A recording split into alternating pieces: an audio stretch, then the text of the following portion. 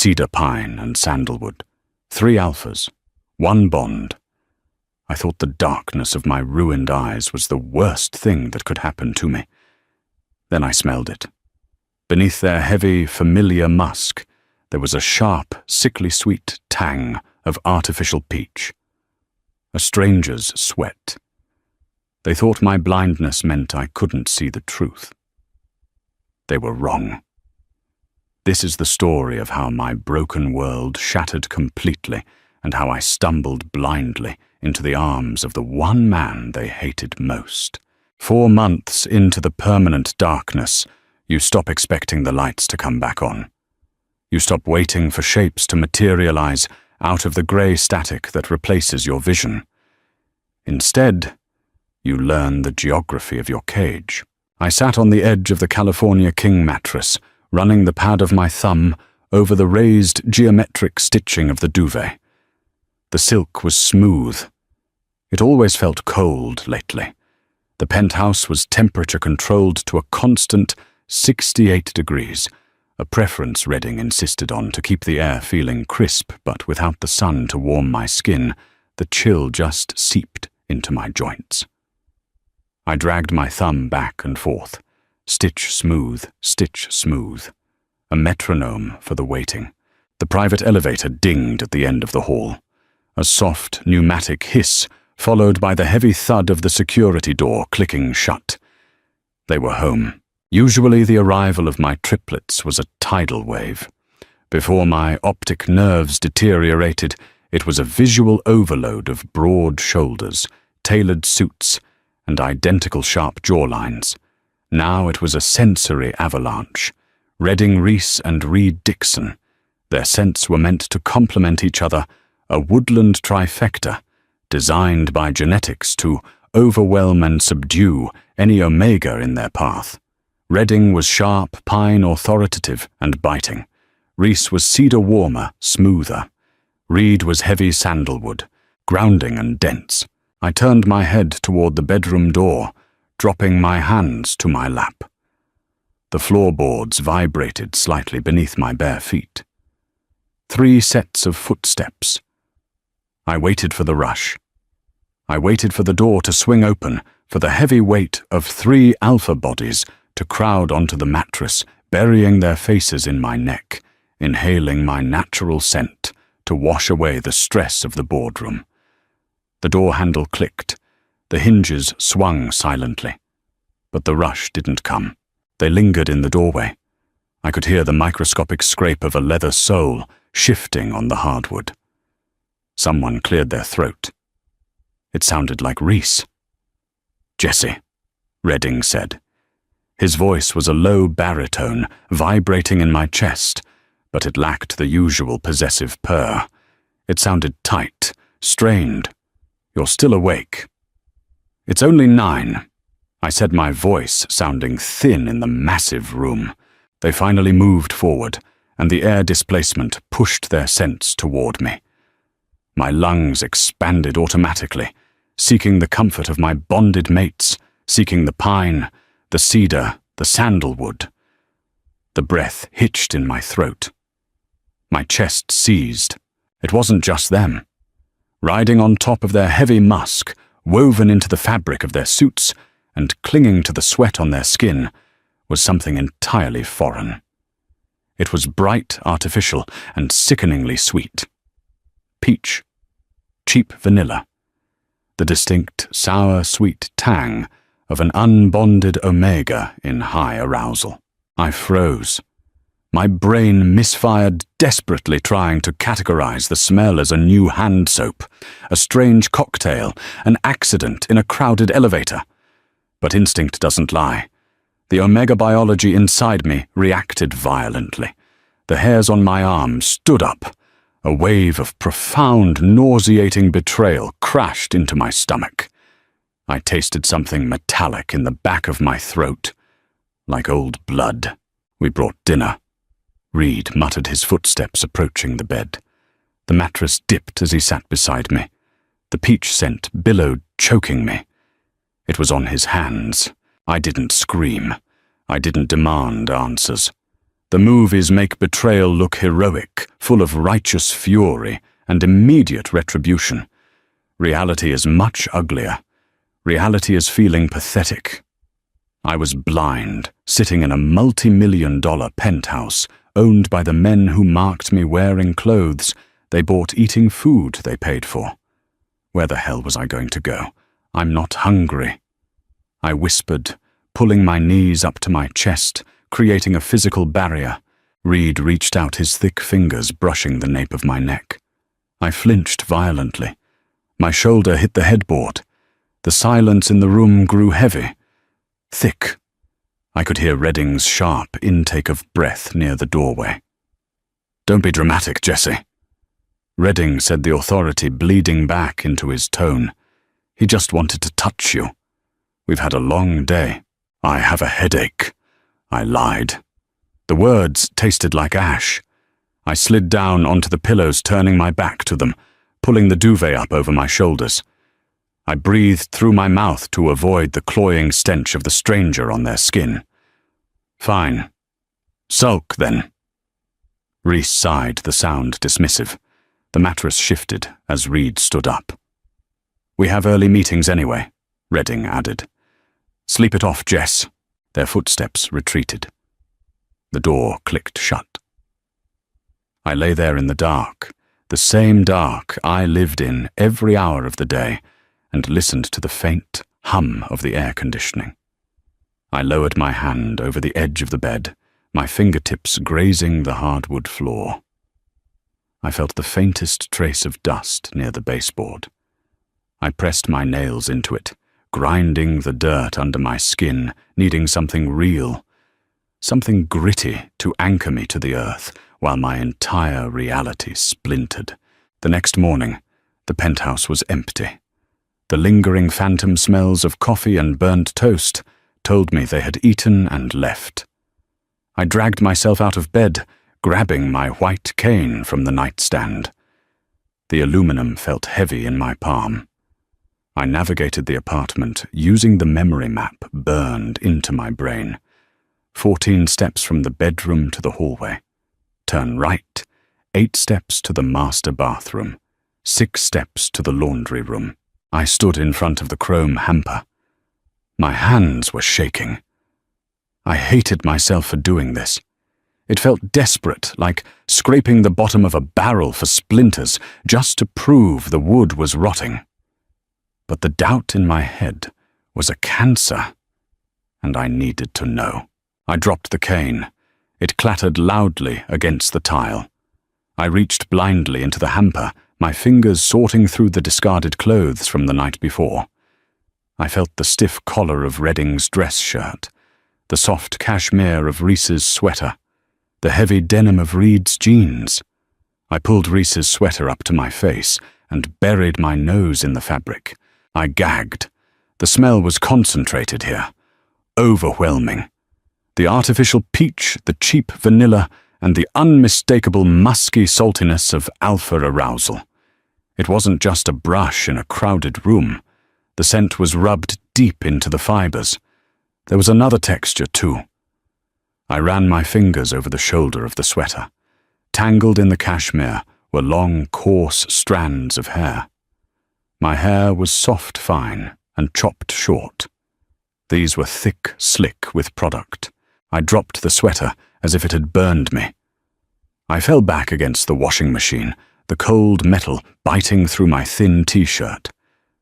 I slid down to the floor, pulling my knees to my chest. I couldn't cry. My tear ducts felt hollowed out, dry and aching. They thought I was stupid. They thought because my eyes were dead, my brain was too. Ours bled into one another. I sat by the floor-to-ceiling windows in the living room. I couldn't see the sprawling city below, but I could feel the faint vibration of the traffic rumbling through the glass.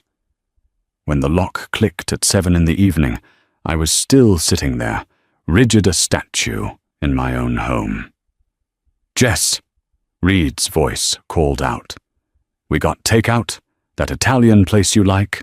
I heard the rustle of paper bags, the clinking of containers being set on the marble kitchen island. I stood up, gripping my cane, and walked the 22 steps to the kitchen. "Truffle pasta," Reese said, his voice bright. Too bright, compensating. "Extra parmesan, just how you like it." I stopped at the edge of the island. Redding was leaning against the counter. I could hear the faint squeak of his leather shoes shifting. "Who were you with last night?" I asked. My voice didn't shake. It was dead, flat. The silence that followed was suffocating. I heard a plastic fork snap in someone's grip. "Clients, Jesse." Redding said, his tone instantly guarded, dropping an octave. "We told you this. You smell different. We were at a cigar bar. It's a heavy atmosphere." Reese chimed in, stepping closer. I held my hand out, stopping him. "It wasn't smoke. It was an omega. Peach, vanilla." I gripped the handle of my cane tighter. "It's on your clothes, all three of you." A heavy sigh echoed in the vast room. It was Reed. "Jesus Christ, Jess, are we really doing this?" "Doing what?" I asked, my voice finally cracking. "Asking why my mates come home smelling like they fucked someone else." "Watch your tone," Redding snapped. The air in the room grew heavy, the atmospheric pressure shifting as he let out a pulse of alpha dominance. It was an instinctual move to make an omega submit. Before, it would have made my knees weak. Now it just made my stomach turn. "You're stressed," Redding continued, his voice shifting to a patronizing drawl. "Dr. Aris warned us this would happen. When the optic nerve dies, the olfactory bulb goes into overdrive to compensate. It makes you sensitive. Paranoid." "Paranoid?" I whispered. The audacity of it knocked the breath out of me. "You're smelling a waitress or a bartender, and your broken brain is blowing it out of proportion," Reese said softly, as if speaking to a child. "We love you, Jesse. We take care of you. We pay for your specialists. Do you really think we'd jeopardize that? Gaslighting. They were using my disability as a weapon against my own sanity." I stood there utterly blind, surrounded by 3 massive alphas who were supposed to protect me, realizing they were the monsters in the dark. They didn't view me as a mate anymore. I was a liability, a charity case they kept around for appearances, a pet they fed truffle pasta to ease their guilt. "I'm tired," I said numbly. I didn't argue. Arguing required power, and I had none. I turned and walked to the bedroom. I didn't wait for them to follow. Once inside, I locked the door. It was a flimsy lock, one Redding could kick down in a second if he wanted to, but it was the only boundary I had. I dragged my duffel bag from the bottom of the closet. I packed blindly, relying on touch. 3 pairs of jeans, 4 shirts, socks, my medication, a heavy sweater. I zipped the bag, the metal teeth loud in the quiet room. I touched my neck, running 2 fingers over the mating bite scarred into my scent gland. It throbbed a dull, hollow ache. Leaving meant the bond would stretch. Eventually it would tear. The physical pain would be agonizing. But staying here, breathing in the scent of their lies every day, would kill me slowly. I waited until I heard the heavy, rhythmic breathing of 3 alphas asleep in the guest rooms. They had given up trying to coax me out around midnight. It was currently 3 a.m., according to the braille face of my watch. I slipped out of the penthouse like a ghost. The elevator ride down to the lobby felt agonizingly slow, the hum of the cables vibrating in my teeth. When the lobby doors slid open, the night concierge was either asleep or in the back. I didn't hear a chair squeak or a page turn. I pushed through the revolving glass doors. The city hit me like a physical blow. The air was frigid, slicing through my sweater instantly. It was raining, a steady, miserable drizzle that hissed against the pavement. The street noise, even at this hour, was chaotic. A siren wailed blocks away. Tires splashed through deep puddles. The smell of wet garbage exhaust fumes and damp concrete overwhelmed my senses entirely, washing away the lingering scent of pine and cedar. I gripped my bag in my left hand and swept my cane with my right. Tap, sweep, tap. I didn't have a destination. My bank accounts were tied to the Dixons. My phone was on a plan, paid for by their company. I had left it on the kitchen island. I was adrift in an ocean of noise and cold water. I walked. I walked until my calves cramped and my knuckles ached from gripping the cane. I crossed streets, relying purely on the flow of the sparse traffic and the sound of the pedestrian signals. The rain soaked through my clothes, plastering my hair to my forehead. I was shivering violently, my teeth clicking together. I lost count of the blocks. I lost my orientation entirely. The smells changed, shifting from the polished, sterile exhaust of the financial district to something grittier. Ozone industrial cleaners, stale beer, and the metallic tang of shipping crates. I was in the warehouse district. My cane hit something soft, a discarded cardboard box, maybe. I tried to step over it, but my foot caught the edge of a severely cracked pavement stone. Gravity ripped me downward. I threw my hands out, dropping the bag and the cane. My palms scraped against the rough concrete, tearing the skin. My right knee slammed into the edge of the broken stone. A sharp, breathless gasp tore out of my throat. The pain was immediate, a hot flare shooting up my thigh. I lay there on the wet sidewalk, the rain beating against my back. I could smell the iron-rich scent of my own blood, mixing with the dirty rainwater. I tried to push myself up, but my arms shook too violently. I was freezing, so deeply down to the bone cold that my muscles refused to fire. I pressed my forehead against the wet concrete. Pathetic, I thought. They were right. You can't even walk down a street. Then the vibration started. It wasn't the erratic rumble of a passing truck. It was a rhythmic, heavy thud against the pavement. Footsteps. Slow. Deliberate. The stride of someone who owned the ground they walked on. Panic spiked in my chest. A blind, bleeding omega in the warehouse district at 4 a.m. was prey. I scrambled backward, my torn palms, leaving smears of warmth on the freezing concrete. My hands frantically patted the ground, searching for my cane. The footsteps stopped about 5 feet away. A scent rolled over me, heavy and suffocatingly dark. It wasn't the manicured woodsy bullshit of my mates. It was wilder. Petrichor, the smell of rain violently striking dry earth, crushed asphalt, a harsh bite of black pepper. It was an alpha, potent enough to make the back of my neck prickle and my teeth ache, but it lacked the demanding, oppressive weight the Dixons used to force submission. It simply existed, taking up all the oxygen in the space. You're a long way from the ivory tower haze. The voice was a low rumble, rough and textured, like gravel caught under a heavy boot. I didn't need my eyes to know who it was. The tone, entirely devoid of pity or mock sweetness, was unmistakable. Darian Foster, head of the Foster Logistics Empire. The man Redding hated with a vitriol that bordered on obsessive. The rival who had been systematically dismantling the Dixon supply chains for 2 years. Redding swore if Darian ever crossed their path, he would tear his throat out. I froze completely. My breathing stopped. I didn't try to puff out my chest or act brave.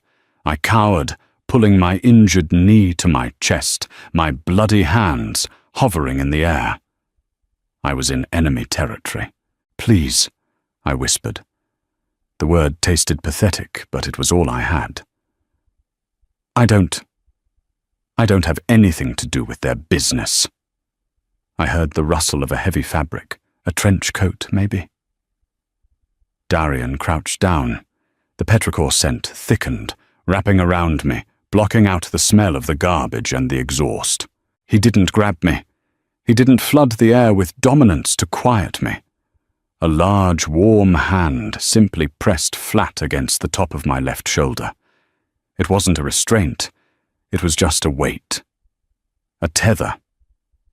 "You're bleeding on my sidewalk," Darian said, his voice entirely conversational, as if pointing out a misfiled document. "And you're shaking so hard your teeth are going to crack."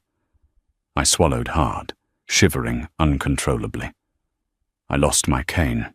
His hand left my shoulder. I heard a scrape against the concrete, and a second later, the aluminum shaft of my cane was pressed into my uninjured hand. "Get up," Darian said. It wasn't a request. "You're getting in the car before you freeze to death. We can figure out why the Dixons' prized possession is crawling through the gutter after you stop bleeding on my boots. Leather. Heavy rich, but unmistakably worn. That was the first thing that registered, as a large, calloused hand guided the back of my head down to avoid the doorframe. The car door slammed shut instantly, sealing me in a vacuum of silence. The miserable freezing rain was reduced to a muted rhythmic thumping against the metal roof. I sank into the heated passenger seat, my wet clothes immediately clinging uncomfortably to my skin, creating a pocket of humid misery. The driver's side door opened and closed. Darian's scent petrichor crushed asphalt, and a sharp bite of black pepper flooded the small cabin. It didn't choke me like the cheap peach and vanilla had. It felt expansive, like stepping outside immediately after a violent thunderstorm. "Put your seatbelt on." Darian's voice came from my left. It wasn't a gentle suggestion. It was a utilitarian order. I fumbled blindly. My torn palm screamed in protest as the rough nylon webbing scraped across the raw flesh. I hissed through my teeth, my fingers trembling too violently to find the metal buckle. A heavy sigh filled the confined space. Then came the rustle of damp wool. Darian leaned across the center console. I flinched automatically, pressing my spine hard into the leather seat, bracing for the suffocating pressure of alpha dominance to force me still. Redding used to do that when I moved too slowly. It never came. Instead, Darian's knuckles briefly brushed my hip-warm, dry skin before the metal clicked securely into the latch. He didn't linger. He didn't inhale my scent or try to soothe me. He just pulled back, shifting the heavy vehicle into gear. The engine was a deep, guttural purr, unlike the whisper-quiet electric cars my mates favored. We moved.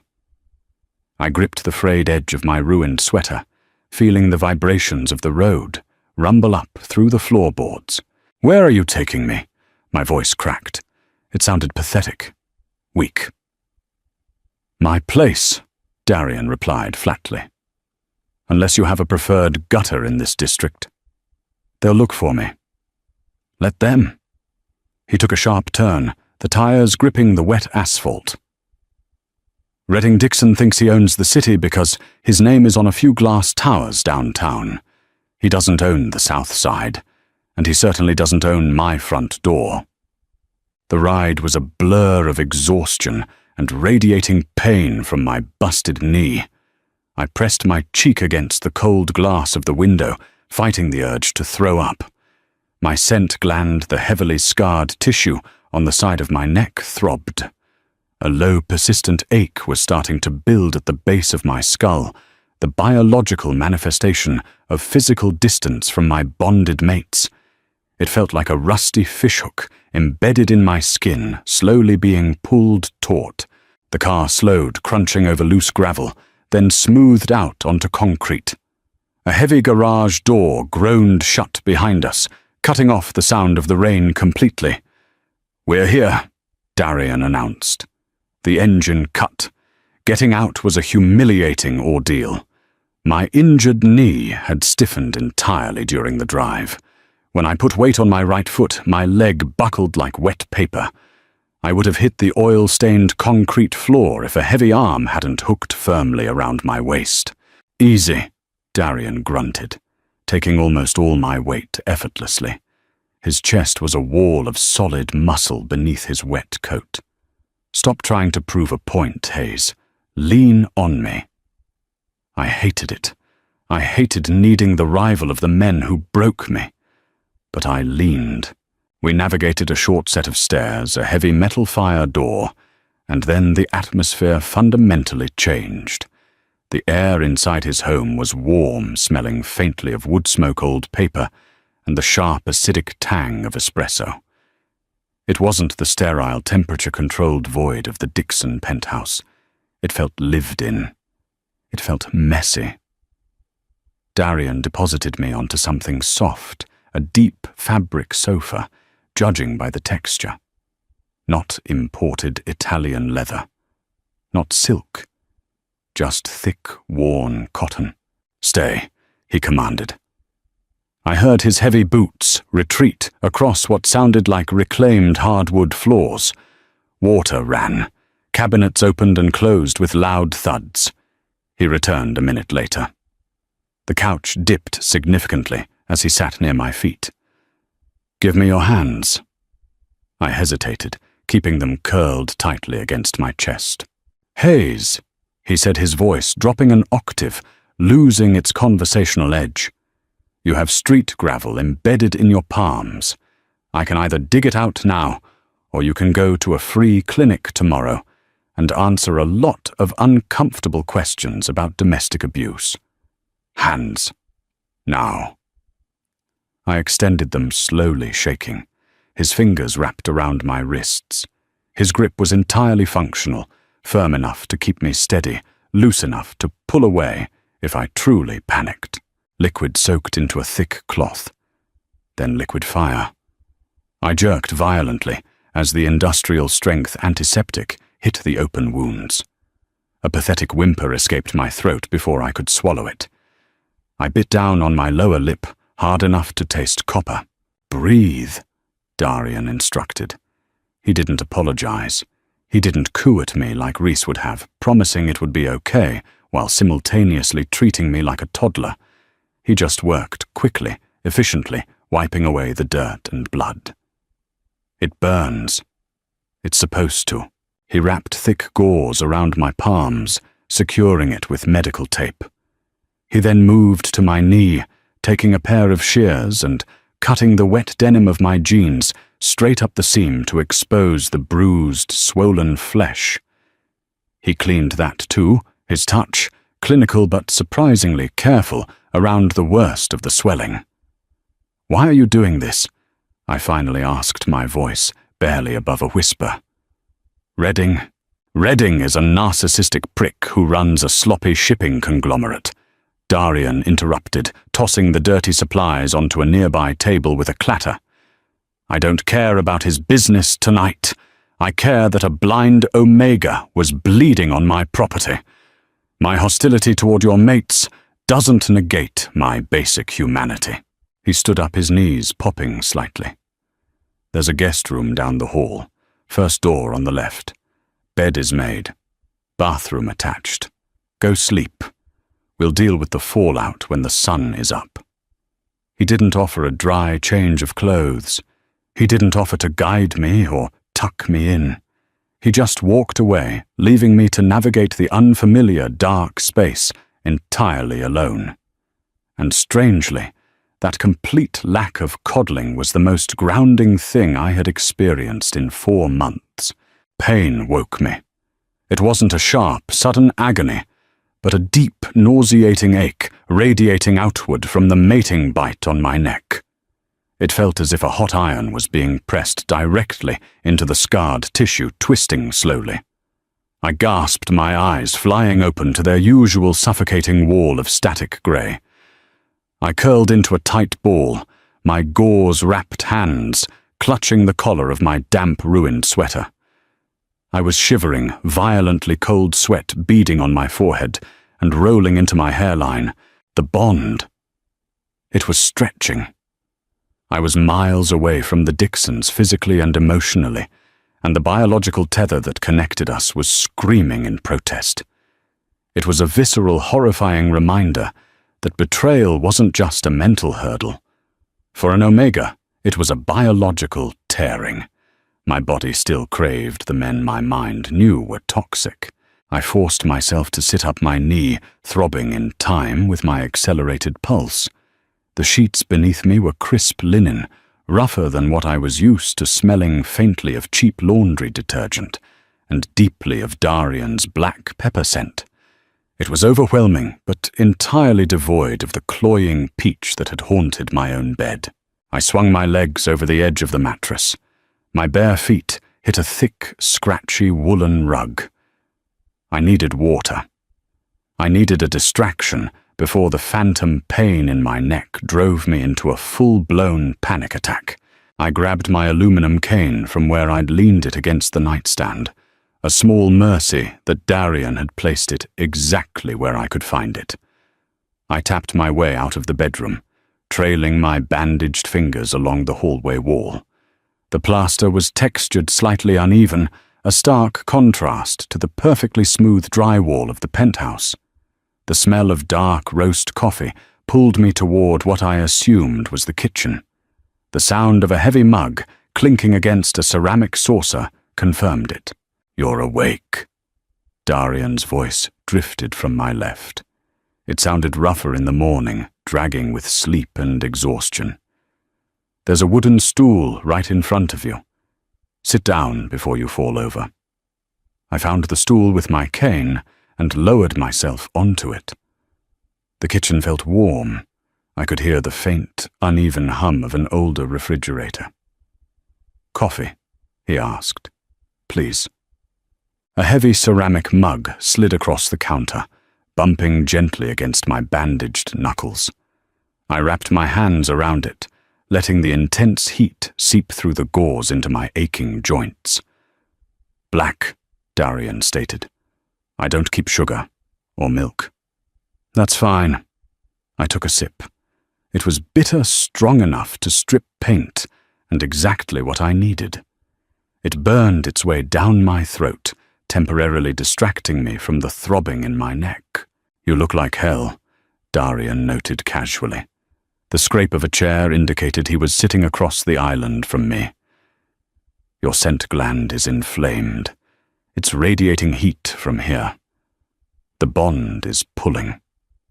I immediately reached up my fingers, brushing the raised, angry scar tissue. I flinched at my own touch. "It's manageable. Don't lie to me in my own kitchen haze. It's a bad habit." His tone wasn't cruel, just an observation of fact. "You ran out on a triplet alpha bond in the middle of a rainstorm. That's not a thread stretching. That's a steel cable ripping out of your flesh." "Why?" The bluntness of the question felt like a physical slap to the face.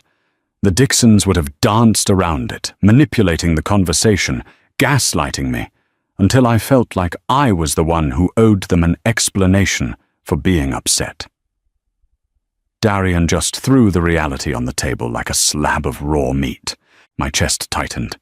The memories of the peach scent, the thick hairs tangled in Reese's cashmere sweater, the deeply patronizing tone in Redding's voice, all flooded back, choking me.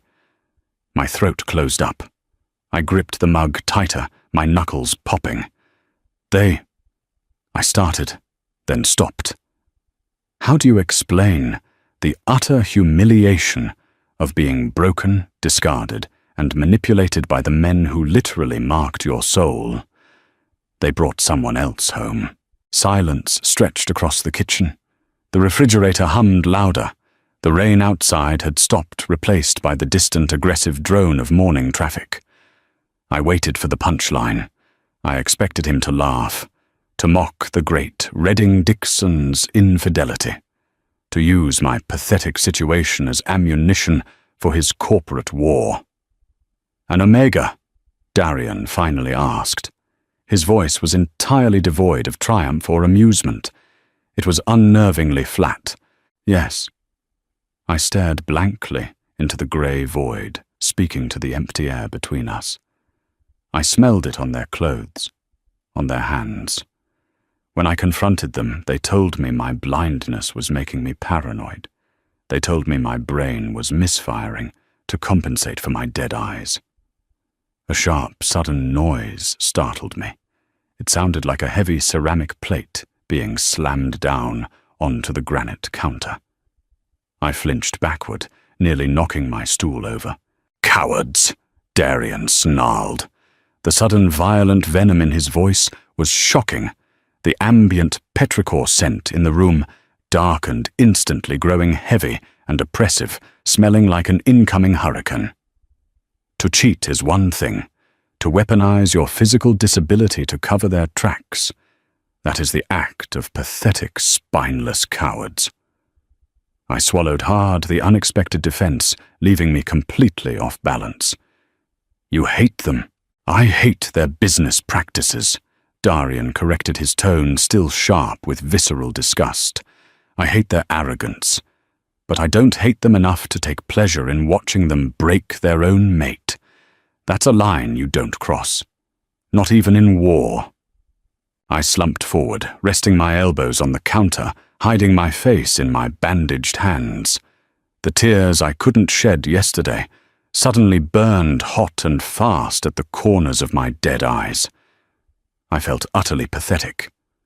I was a refugee in the house of my enemy's enemy, seeking validation from a man I barely knew. "So what's the play?" Darian asked, the intense hostility fading back into a practical gravelly rumble. "You can't hide in my guest room forever. Eventually their private security is going to track your movements. Redding doesn't lose his possessions without burning the city down to find them." "I don't know," I whispered miserably, the reality of my situation crushing me. "I don't have $1 to my name. I don't have a phone. I don't even have shoes." "You have me," Darian stated matter-of-factly. I raised my head, thoroughly confused. "Why? Why are you actually helping me?" I heard the stool scrape again. He shifted, leaning closer across the counter. His scent wrapped around me, thick, warm, and surprisingly grounding, actively pushing back the painful tug of the Dixon bond. Because Jesse Darian said using my first name for the first time, the sound of it strangely heavy in his mouth. Sometimes the best way to dismantle a fake empire is to protect the foundation they were stupid enough to throw away. "Drink your coffee. We have a lot of work to do." Denim. Stiff, unfamiliar denim scraped against my raw knees. Darian had tossed a pair of his old jeans and a plain grey t-shirt onto the foot of the guest bed while I was finishing my coffee. They hung off my frame, smelling intensely of that peppery, rain-soaked earth scent. I rolled the cuffs up 3 times just to keep from tripping. It felt humiliating to wear another Alpha's cast-offs, but my own clothes were crusted with mud and copper-scented plasma. The afternoon dragged, measured only by the changing temperature of the air currents from the vents and the distant sounds of Darian working in another room. He typed heavily. A mechanical keyboard. Clack, clack, clack. A pause. A heavy sigh. A chair rolling on casters. It was entirely ordinary. By 4 o'clock, the ordinary vanished. Withdrawal hit me like a freight train. Bond sickness isn't a metaphor. When an omega physically separates from an active alpha mating bond, the biology rebels. My core temperature spiked. My skin felt like it was wrapped in fiberglass insulation, hot and impossibly itchy. I collapsed onto the woolen rug in the guest room, my knees pulling up to my chest. A low animalistic whine tore out of my throat before I could bite it back. My scent gland was a screaming focal point of agony, pulsing in rhythm with a frantic heartbeat. I needed pine. I needed cedar. I needed sandalwood. My ruined olfactory system desperately searched the room for them, scraping the air, finding nothing but dust motes and black pepper. Footsteps rushed down the hall. Heavy, urgent. "Hayes." The door swung open, the hinges squeaking. Darian didn't hesitate. He dropped to his knees beside me on the rough wool. I recoiled blindly, batting away his hands. I didn't want him. My biology wanted the men who had broken me. It was the ultimate, sickest joke of my anatomy. "Don't touch me!" I gasped the words, bubbling up through a throat tight with nausea. "You're burning up," Darian muttered. His voice lacked the usual gruffness. It was tight. He grabbed my wrists, not fighting me, just securing my flailing hands before I ripped the bandages off my palms. "Breathe. Stop fighting the fever. It hurts." I hated the pathetic break in my voice. I sounded like a child. "Make it stop." "I can't. You know I can't." He released my wrists, and suddenly his hands were on my face. Broad, calloused palms framed my jaw. His thumbs pressed gently against my cheekbones. Then he deliberately flooded the room with his scent. It was a tactical strike of pheromones. He didn't try to mimic the soothing, pacifying dominance of a bonded mate. He offered pure, unadulterated grounding, wet earth, crushed stone, the ozone tang of a lightning strike. It slammed into my panicked senses, drowning out the desperate craving for the Dixons. It didn't cure the pain in my neck, but it hijacked my brain's panic response. I choked on a sob, my hands coming up to grip his thick wrists. I anchored myself to him, digging my fingernails into his skin. He didn't pull away. "Focus on the floor," Darian ordered, his thumbs stroking the damp hair at my temples. "Focus on the wool. Focus on the rain outside. Do not think about the penthouse. You are here. You are grounded." We stayed on the floor for over an hour. The fever rolled through me in violent waves. Every time I whimpered, every time my body tried to curl inward in defeat, Darian's low, rumbling voice pulled me out. He didn't offer empty platitudes. He talked about logistics. He explained the supply chain of imported coffee beans. He talked about the structural integrity of suspension bridges. Mundane, heavy, real things that kept my brain tethered to the physical world, while my biology tried to drag me back to the men who cheated on me. When the fever finally broke, leaving me hollowed out and shivering in a pool of cold sweat, Darian simply stood up. "Shower," he commanded, his boots retreating a few steps. "Warm not hot, I'll make soup. Canned not that truffle bullshit you're used to. Eat it anyway." He left the room. There was no coddling, no lingering strokes of my hair. I dragged myself off the rug, my joints screaming, but my mind was utterly clear. For the first time in 4 months, I didn't feel like a fragile piece of glass waiting to be shattered. I felt like a human being who had survived a very bad day. Tires crunched violently over the loose gravel outside. The sound cut through the quiet hum of the kitchen, where I sat forcing a spoonful of aggressively salty chicken noodle soup down my throat. My spoon clattered against the ceramic bowl. The liquid sloshed. "Stay put," Darian said. He was standing by the sink. I heard the scrape of a ceramic mug being set down, followed by the heavy, deliberate thud of his boots crossing the hardwood floor toward the front of the house. 4 car doors slammed in rapid succession. The vibration rattled the window panes. My heart lodged in my throat. I didn't need my sight to know who had arrived. Even through the thick walls of Darian's house, the atmospheric pressure shifted. It was heavy, suffocating. A rolling wave of aggressive, furious alpha pheromones violently asserting dominance over the space. Pine, cedar, sandalwood, mixed with the sharp acidic tang of pure rage. Redding, Reese, and Reed. They had found me. "Open the damn door, Foster." Redding's voice muffled through the heavy oak of the front entrance. It wasn't his polished boardroom voice. It was a guttural, feral snarl. I shrank back on the wooden stool, pulling my knees to my chest, my ruined hands clutching the stiff fabric of Darian's jeans. The bond in my neck flared a sick, twisted mixture of terror and biological relief. My body wanted to run to them. My mind wanted to crawl under the floorboards. A deadbolt clicked loudly. The heavy hinges groaned. Darian didn't step outside. He stood in the doorway, blocking it entirely.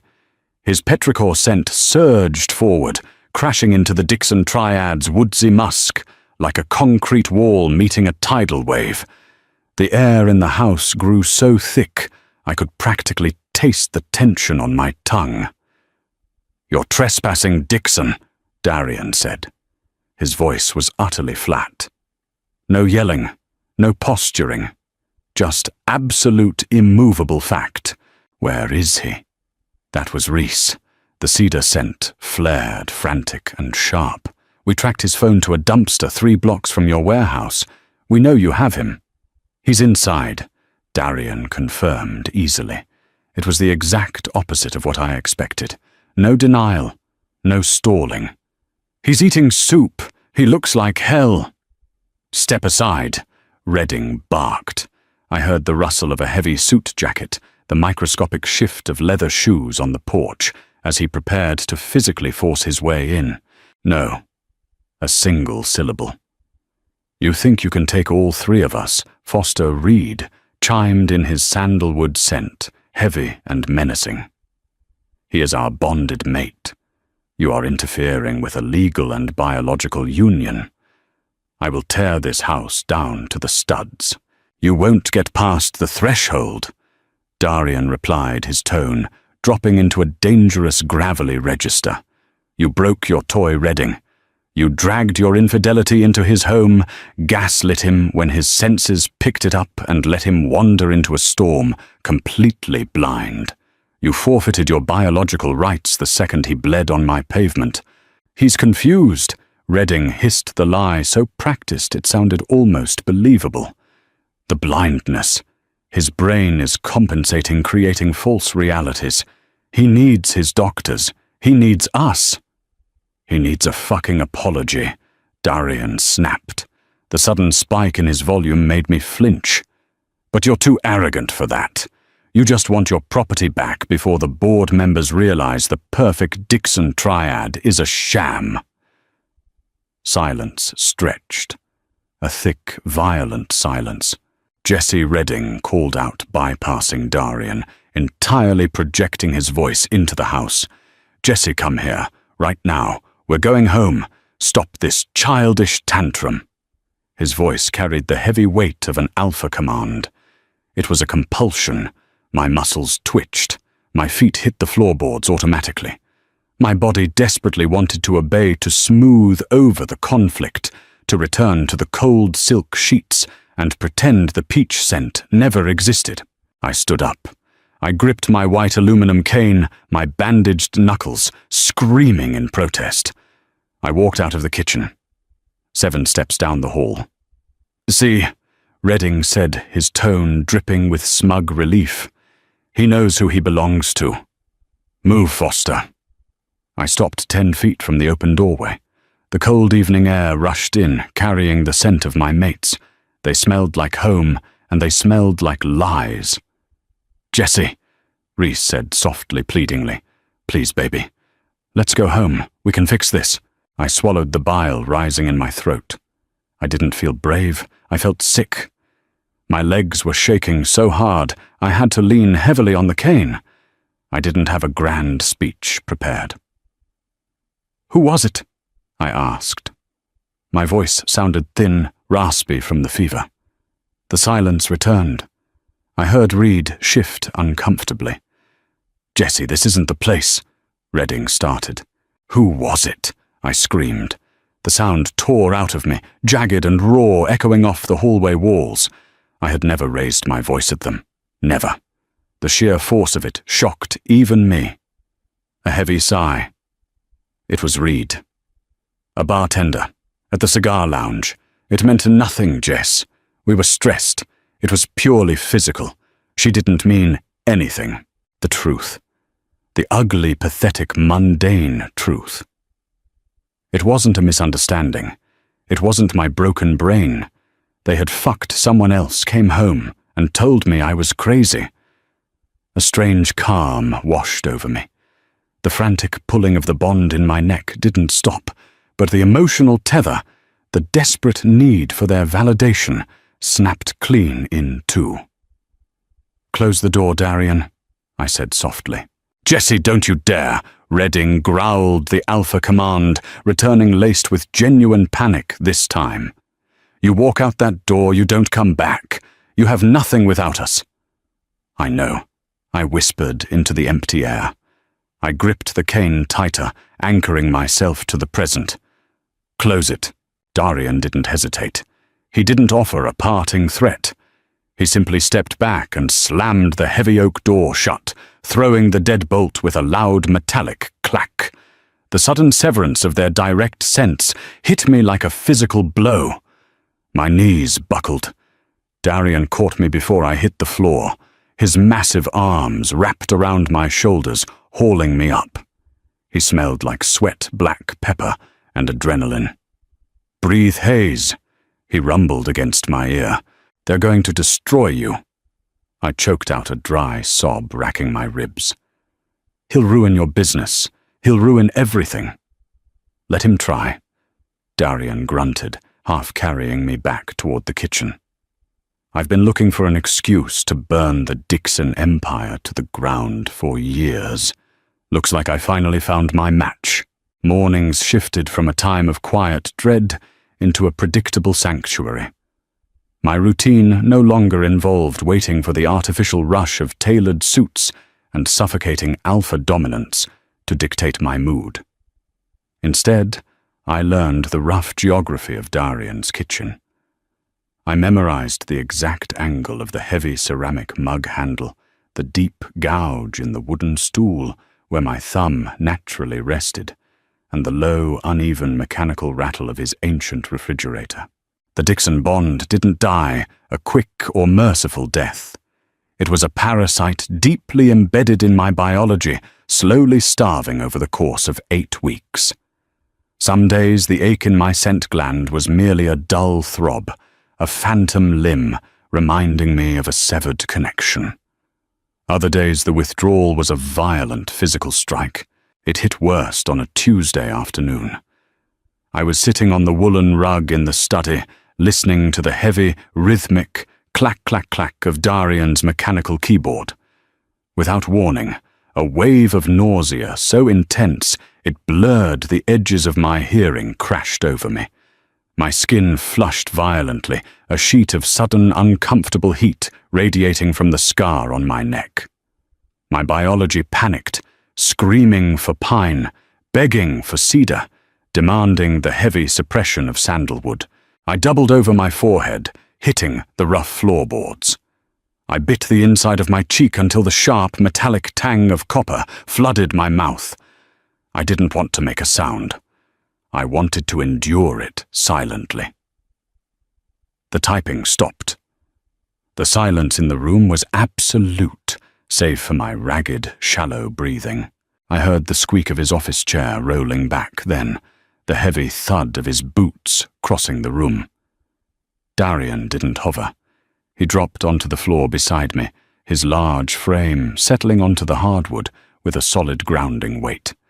He didn't flood the room with petrichor to overwhelm my senses. He simply reached out and grabbed my left hand, pulling it away from where I was blindly clawing at my own collarbone. His skin was rough, calloused from years of physical labor before he climbed the corporate ladder. The friction of his thumb rubbing slow, deliberate circles over my knuckles was intensely real. "It's pulling!" I choked out, hating the pathetic rasp in my voice. "It feels like it's tearing." "Let it tear, Hayes," Darian rumbled. His voice lacked any trace of pity. It was a flat, immovable anchor. "It's infected tissue. You have to let it rot out completely before it can heal." He didn't pull me into his lap. He didn't treat me like a fragile piece of spun glass. He sat beside me for 45 minutes, shoulder to shoulder, simply offering the solid reality of his presence, while my body violently purged the ghosts of my past. When the feverish spike finally broke, leaving me exhausted and shivering in my oversized t-shirt, he stood up, pulled me to my feet, and handed me my cane. "Shower," he instructed, walking back to his desk.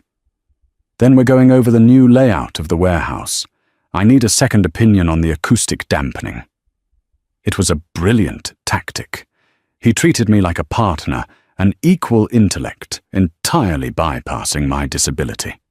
The Dixons had reduced me to a decorative pet, constantly reminding me of my broken eyes. Darian demanded my participation in the world. Meanwhile, the empire built on pine, cedar, and sandalwood was burning to the ground. I couldn't read the financial papers, but I could hear the devastating shifts in Darian's business calls. Redding, Reese, and Reed relied on intimidation and polished empty optics to maintain their logistics contracts. They ran their business the exact same way they ran their relationship, heavily manicured on the surface, rotting at the foundation. Darian didn't fight them in boardrooms. He dismantled them in the shipping yards. He audited their subcontractors, finding gross safety violations and unpaid union dues. He systematically bought out the smaller freight lines the Dixons relied on, squeezing their supply chains until their profit margins vanished. He didn't use alpha dominance. He used brutal, undeniable facts. They missed 3 major deliveries to the coast this week. Darian noted one evening over plates of heavily spiced takeout. The smell of cumin and roasted garlic filled the kitchen. Redding is bleeding capital. He's trying to leverage his personal assets to keep the shell companies afloat. "He'll fail," I said, tracing the rim of my water glass. "Redding cannot tolerate a reality he doesn't control. He'll double down on a bad bet rather than admit defeat. You know his tells. I spent 3 years listening to him lie on the phone while he stroked my hair." I paused, the memory turning sour in my stomach. He tells himself he's a savior right before he cut someone's throat. Darian grunted the scrape of his fork against the porcelain plate, echoing sharply. Tomorrow the regulatory board gets the anonymous tip about their offshore tax maneuvers. By Friday, the Dixon Triad won't be able to secure a loan for a used van, let alone a cargo fleet. He was ruthless, and to my profound surprise, it didn't terrify me. It made me feel incredibly deeply safe. The day the mating bond officially snapped was utterly mundane. There were no dramatic lightning strikes, no cinematic screaming matches in the rain. I was standing at the kitchen island, slicing a green apple. My hands had grown confident again. I knew the exact weight of the chef's knife, the precise angle to avoid my fingers. I was listening to the sharp, satisfying crunch of the blade moving through the fruit when it happened. The dull, constant ache at the base of my skull, a pressure I had lived with for months, simply vanished. The scarred tissue on my neck didn't flare with heat. It didn't throb. It just went entirely, completely numb.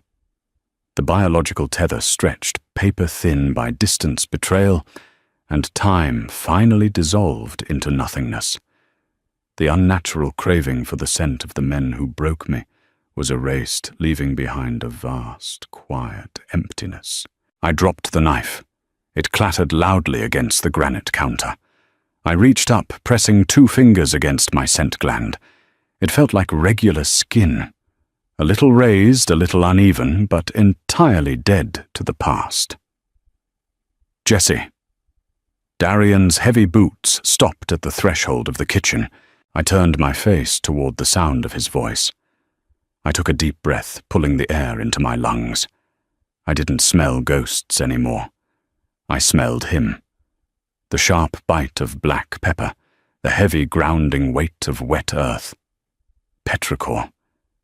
It was the smell of a storm breaking, leaving the air clean and raw. "It's gone," I whispered, my voice thick with a sudden overwhelming wave of grief and ultimate relief. They're gone. Darian crossed the room in 3 strides. He didn't ask for permission. His hands found my waist, lifting me effortlessly onto the edge of the granite counter. He stepped between my knees, his broad chest pressing against mine. The ambient temperature in the room seemed to rise, the heavy scent of his alpha biology wrapping around me, not to suppress, but to shield. "You're free," he murmured, his breath hot against my jawline. 3 days later, the past tried to resurrect itself one last time. The security buzzer at the front gate chimed a harsh, electronic screech that pierced the quiet afternoon. Darian was at the shipping yard, leaving me alone in the house. I picked up the heavy receiver mounted on the wall near the door. "Yes." Static crackled over the line. Then a voice, ragged thin and entirely devoid of its usual arrogant baritone. "Jesse." Redding. I leaned my forehead against the cool plaster of the wall. I didn't feel a spike of terror. I didn't feel the sickening biological pull to submit. I just felt a profound, heavy exhaustion. "What do you want, Redding? Let me in." He pleaded, the sound distorted by the cheap microphone. "Please, just for 5 minutes. Foster destroyed us, Jesse. The company is bankrupt. The board locked us out. Reese is a wreck. Reed won't speak to either of us. We lost everything." "You lost a business," I corrected him, my voice completely flat. "You threw everything else away months ago." "We made a mistake. It was one night, one stupid lapse in judgment." The desperation in his voice was pathetic, a far cry from the man who used to command rooms with a single look. "You're my mate, Jesse. You belong with us. I can fix this. I can build it all back, but I need my Omega." "I am not your Omega." The words tasted incredible. They weren't a defense mechanism. They were a biological and universal fact. "I don't smell you anymore, Redding." I continued staring into the grey static of my ruined vision. "When I think of you, I don't feel a bond. I feel pity. You blamed my blindness for your own cowardice. You told me my reality was broken because you were too weak to own your betrayal." "Jesse, please, do not come here again." I interrupted my tone, dropping into a hardened cadence I didn't know I possessed. "If you set foot on this property, Darian will have you arrested for trespassing. And if you try to speak to me again, I will personally file the restraining order. Goodbye, Redding." I slammed the receiver back onto its cradle. Silence descended on the house. I stood there for a long moment, waiting for the guilt to set in, waiting for the hesitation. It never came. I reached out, grabbed my leather-wrapped cane, and walked back to the kitchen to finish my coffee. When Darian returned that evening, the air shifted immediately. He walked through the front door, stripping off his heavy work jacket. He paused, his head tilting. "Someone was at the gate," he stated. It wasn't a question. His nose was too sharp. "Redding," I replied from the sofa, keeping my voice casual. He wanted to grovel. I told him to leave. Darian slowly walked into the living room. The floorboards groaned under his weight. He stopped directly in front of me. I could feel the heat radiating off his body, smelling the grit of the shipyard mixed with his deep, peppery musk. "And?" he asked, his voice a low, dangerous rumble. "And nothing," I said, setting my braille book down on my lap. "He's a stranger. A pathetic one." Darian dropped to his knees. The sudden shift in height startled me. His large hands gripped my thighs, his thumbs pressing firmly into the denim. I reached out instinctively, my fingers finding the rough, unshaven line of his jaw. He leaned into my touch, a low territorial growl vibrating deep in his chest. I don't want a perfectly compliant mate Hayes. Darian murmured, his lips brushing against the pulse point on my wrist. I don't want a pretty thing to keep in a glass tower. I want the man who survived the dark and told a billionaire to go to hell. My breath hitched. The air between us thickened heavy with an intention that was entirely mutual. This wasn't the frantic, instinctual claiming of a fresh dynamic. This was a deliberate, conscious choice. Mark me. I whispered the request, slipping out before I could overthink it. Darian froze. His hands tightened painfully on my thighs. Jesse, you just got free. Don't rush into... I'm not rushing. I interrupted my fingers, sliding back to tangle in his thick, coarse hair. I spent my whole life being dictated by genetics and alpha pride. This is my choice. You are my choice. Mark me, Darian. Replace the scar. He didn't argue. He didn't ask me if I was sure. He understood the profound weight of the request. Darian shifted upward, his broad chest pinning me back against the cushions of the sofa. His hands framed my face, his thumbs stroking the hollows of my cheeks. He leaned down, his lips ghosting over the old dead scar tissue on my neck. Then he bit down. It wasn't a punishment. It was a searing, brilliant strike of ownership and devotion. The pain was sharp, but it was instantly flooded with a rushing wave of petrichor and ozone. It felt like standing in the middle of an open field during a violent, beautiful thunderstorm. The new bond snapped into place, anchoring directly to my soul, thick, heavy, and undeniably permanent. I gasped, my fingers digging into his shoulders as my biology recognized its true match. I couldn't see the man holding me, but as the warmth of the new bond settled into my blood, flooding my senses with the smell of rain and earth, I realized I had never seen anything more clearly in my entire life. Thank you for listening to this raw, deeply human journey of betrayal and reclamation. If Jesse's story of escaping a toxic bond and finding genuine, imperfect love resonated with you, please hit that like button. Share this video with anyone who needs a reminder that losing your sight or your seemingly perfect life doesn't mean losing your power.